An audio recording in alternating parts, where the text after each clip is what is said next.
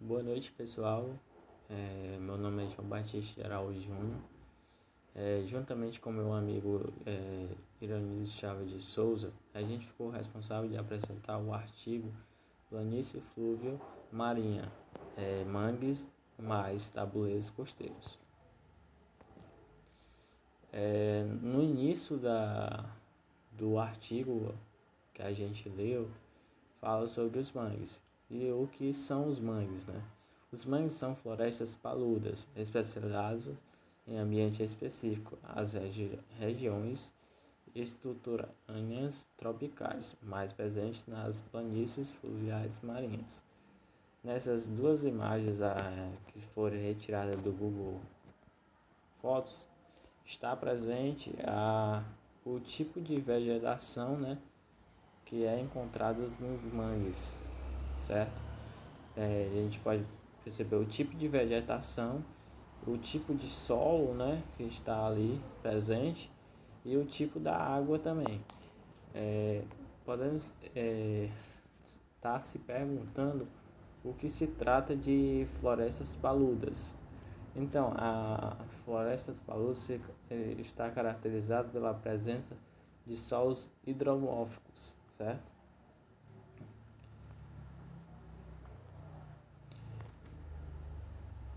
Pronto. Ainda falando sobre os mangues, os mangues são formados em uma área onde se processa a mistura de água doce, tanto como a água salgada, que penetra no continente através das marés. O resultado dessa mistura proporciona a decomposição de materiais escuros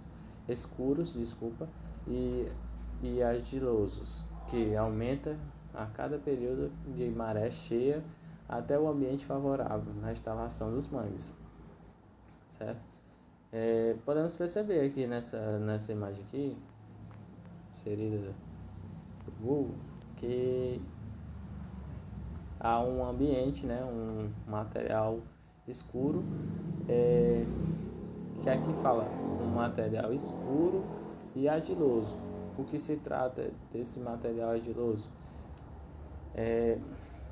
A argila, né, possui 45%, mais de 45% de grãos, né?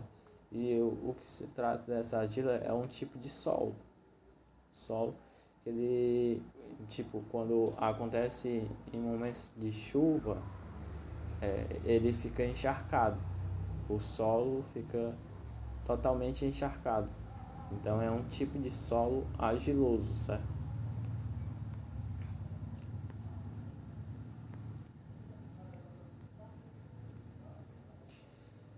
Dando continuidade, os mangues são ecossistemas encontrados por todos os tópicos na fronda dos rios. O fator ecológico fundamental na compreensão dos mangues e pelo fluxo das marés, gera mudanças diárias. Então, no processo assim dos mangues está bem associado às marés, né? Depende muito das marés. Então tipo, tem uma coligação, né, entre o mangue e as marés. Dando continuidade, quando as marés sobem, né? Quando as marés sobem, a água do mar vence a pressão feita pelas águas do rio e penetra a região estruturante, inundando a parte do ambiente e tornando a água mais salgada. Então, quando acontece a aumentar a maré, vai tornar a água mais salgada. Mas quando a maré desce, né? Quando a maré desce, a água do mar recua, volta e expõe o ar atmosférico nas áreas antes de inundadas e penetra e permite, né? Quando ela recua, né, e expõe o ar atmosférico, ela permite que a água doce do rio prevaleça e reduz a salinidade, ou seja, reduz o sal. A água se torna uma água doce quando a maré desce, ou seja, quando a maré recua, certo?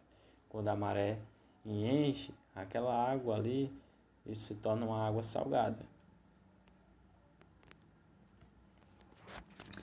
Devido ao ambiente lamoso e solos em enxofre dimórficos submetidos ao ciclo diário de cheia, vazante e cheia. É um ciclo diário que vai acontecendo. Fica cheia, vazante e cheia. E o ciclo de aumento e redução da salinidade. Como aconteceu no slide anterior, né? Ali é um ciclo, né? Quando a maré enche, aumenta o nível de salinidade. Quando a maré diminui, abaixa o nível de salinidade.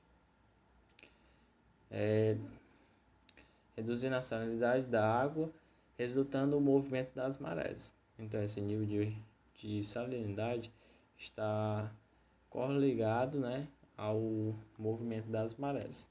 Os mangues são ambientes difíceis de serem ocupados pelas plantas. Um grupo de espécies halófilas evoluiu para suportar tais condições e se torna altamente especializado nesse ambiente. Então, esse tipo de espécies halófilas, elas evoluíram, né, para elas se adaptar ao ambiente que acontece tanto quando aumenta o nível da salinidade, tanto quando diminui o nível de salinidade.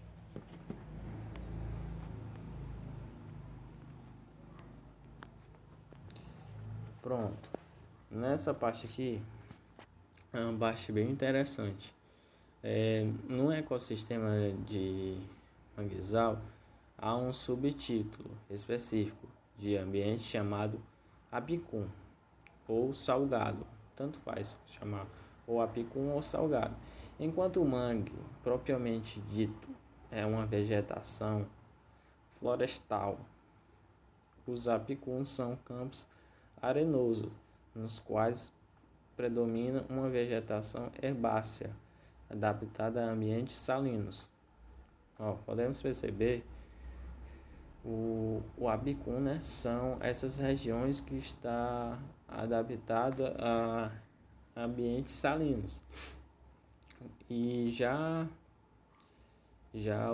parte dos mangues são a parte da vegetação florestal. Há uma dinâmica de exploração e retração dos mangues e os apicuns, de modo que os ambos devem ser considerados como um macroambiente de manguezal, contendo os ambientes de apicum e florestas de mangue. Um levantamento florístico das espécies de apicum e floresta de mangue está disponível.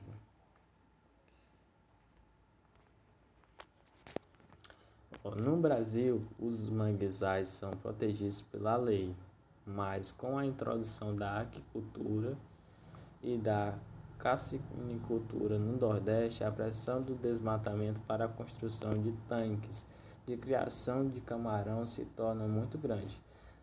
Com relação ao desmatamento de mangues, aqui no Ceará ou no Brasil mesmo, a gente podemos perceber um grande desmatamento do mangue para o cultivo, né, do camarão, e acaba acontecendo um grande desmatamento dessa floresta para que esteja essas fazendas, esses estanques de camarões.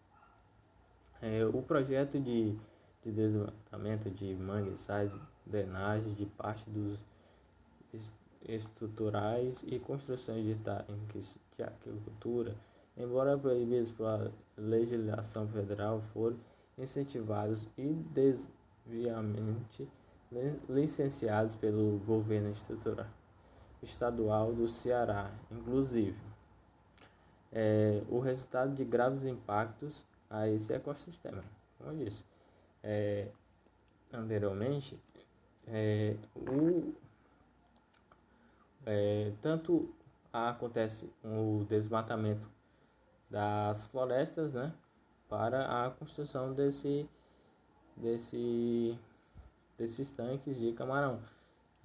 Acontecem graves impactos no ecossistema como um todo.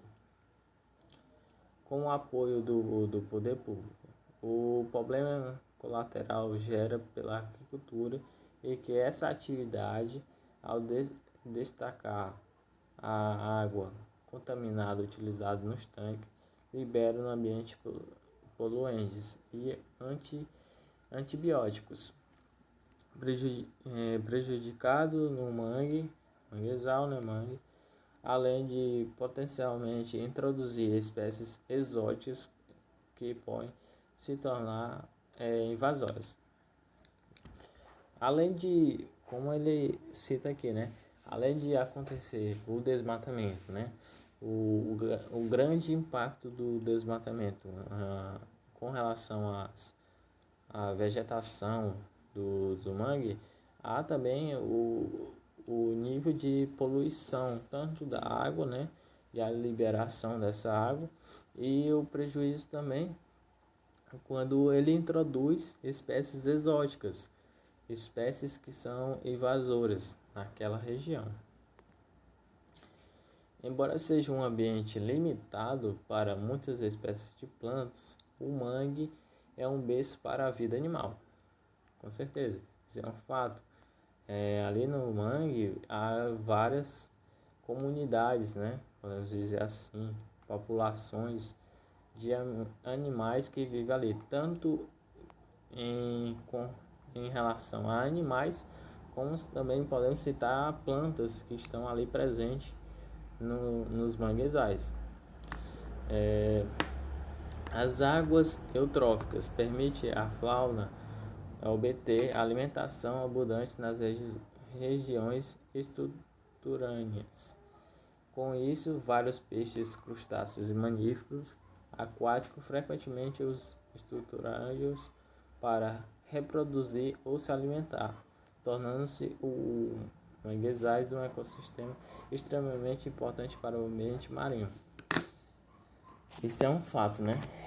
Realmente o ecossistema, né, dos manguezais é muito importante para a vida dos animais, tanto para a vida dos animais como a vida das plantas, porque ali há diversos tipos de animais, como diversas espécies de plantas que estão presentes ali.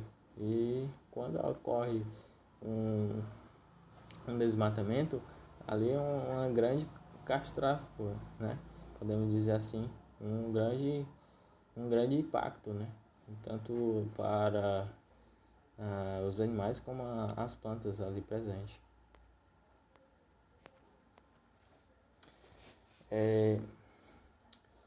Ainda na planície fluviomarinha, mas aí vocês, no início eu acabei não comentando, mas vocês podem estar perguntando o que se trata desse nome, né? Essa planície fluviomarinha do manguezal é uma unidade geomorfológica onde desenvolve-se o manguezal marisco, certo? E aqui nessa slide estão representadas as espécies de plantas que estão presentes no mangue. Todas essas espécies que foram citadas no artigo são presentes no mangue. Eu coloquei algumas espécies de plantas que está presente, coloquei 4 imagens. Essas imagens foram tiradas do Google, Google Imagem. E essa primeira imagem aqui, colocar o céu para ficar melhor a apresentação, para vocês identificar qual planta que eu estou tratando. Pronto, essa primeira imagem está associada a Acrotichum aureum. Eu acho que é mais ou menos assim a tradução no latim. Já essa segunda aqui, ó, certo? É essa aqui, ó, Avicenio germinas. E temos a Conoplastum erestum. Essa é a terceira imagem, certo? Podemos ver, né, que em algumas dessas imagens a gente já vê a presença, né, do ambiente, do manguezal, né, do solo. Podemos perceber o solo, né, o solo argiloso. Aqui a espécie de água, né, o tipo da água que a gente já sabe que é um tipo de água tanto salgada como doce também. Tabuleiros costeiros, o que são? Os tabuleiros costeiros bordejam a faixa costeira cearense. São relevos planos intercalados com trechos suaves e ondulados e apresentam uma amplitude altímetrica resultante especialmente da erosão dos rios. Esse ambiente é constituído sobretudo pelos sedimentos da formação barreiras e apresenta o desenvolvimento dos argissolos vermelho e amarelos. Esses solos são os mais amplamente distribuídos no Ceará, encontrados em áreas de relevo plano a montanhoso. Em média, os tabuleiros penetram cerca de 40 km para o interior. Souza, 1988. Mas podem chegar a 90 km em direção ao continente. Claudino Sales, 1993.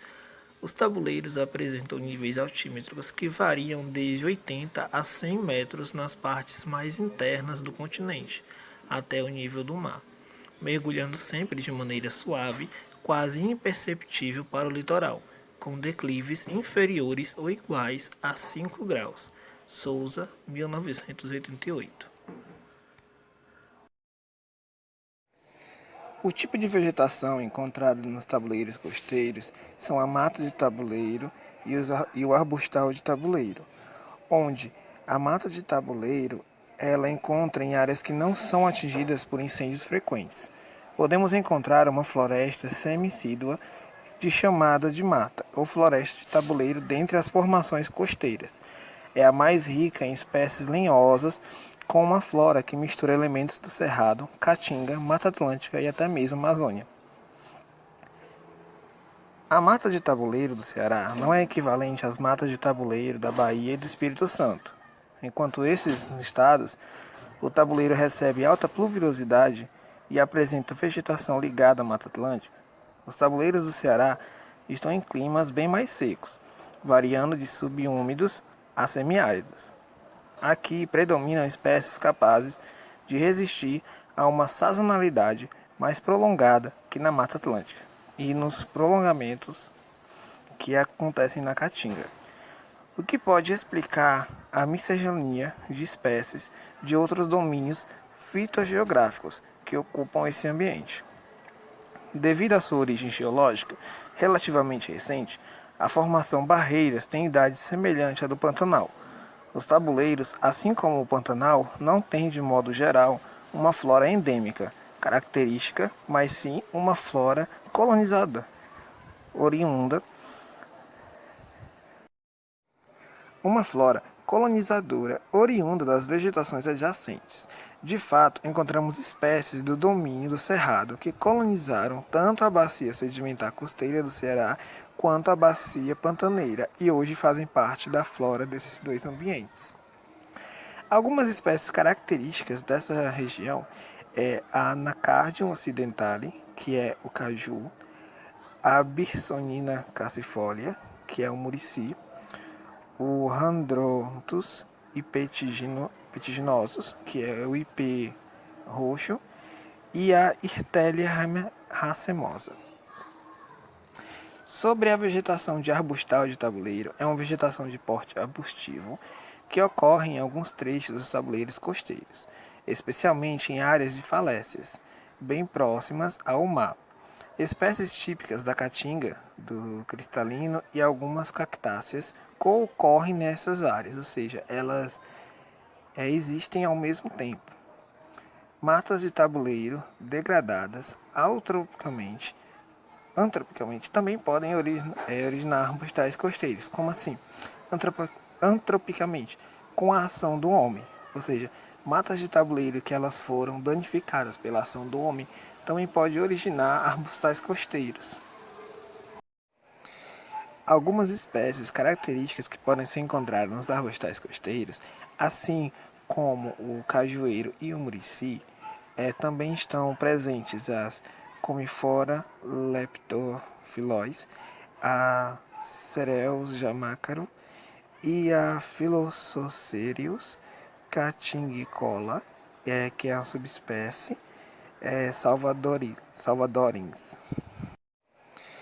Algumas espécies características que podem ser encontradas nos arbustais costeiros, assim como o cajueiro e o murici, também estão presentes as Comifora leptophyllus, a Cereus jamácaro e a Philosocerius catingicola, que é a subespécie salvadorins.